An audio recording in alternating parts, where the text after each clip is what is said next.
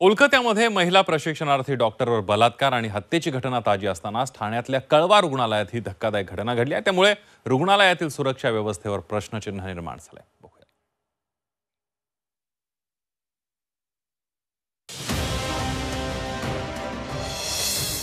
हॉस्पिटलमध्ये चिमुरडीवर अत्याचार,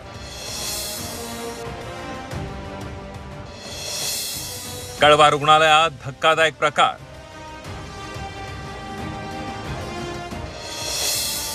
कोलकात्या पाठोपाठ कळव्यातही मुलीवर अत्याचार। कोलकात्याच्या सरकारी हॉस्पिटलमध्ये शिकाऊ डॉक्टरवर बलात्कार आणि हत्येची घटना सध्या देशभरात गाजतीये।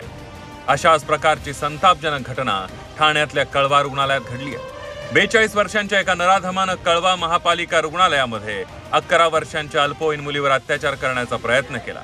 कोलकात्यातल्या घटनेचा निषेध नोंदवण्यासाठी निवासी डॉक्टर या ठिकाणी आंदोलन करत होते। नेमका हाच मोका साधून नराधमानं लहानग्या मुलीशी विकृत चाळे सुरू केले। आंदोलक डॉक्टरांना त्याचा संशय आल्यानं त्यांनी सुरक्षा रक्षकांना बोलावलं।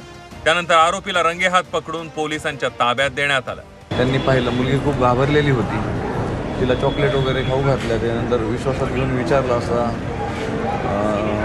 हे सगळा प्रकार उघडकीस आला। तसेच आरोपीला आमच्या लोकांनी आणि पब्लिकने चोपही दिला आणि पोलिसांच्या ताब्यात दिला।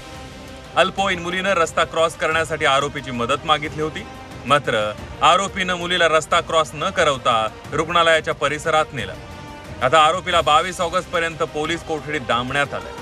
आरोपी विरुद्ध पॉक्सको कायद्याअंतर्गत गुन्हा दाखल करण्यात आला।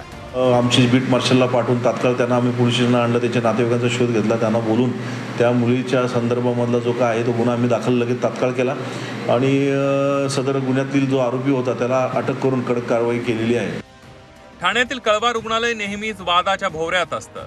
धक्कादायक बाब म्हणजे एवढ्या महत्त्वाच्या रुग्णालयाच्या आवारात सीसीटीव्ही देखील नाहीये। रुग्णालयात 184 सुरक्षा रक्षकांची गरज असताना फक्त 84 पदं भरली गेली आहेत। या घटनेमुळे कळवा रुग्णालयातल्या सुरक्षेचा प्रश्न पुन्हा एकदा ऐरणीवर आला। आतिश भोईरसह विशाल वैद्य, झी 24 तास, ठाणे।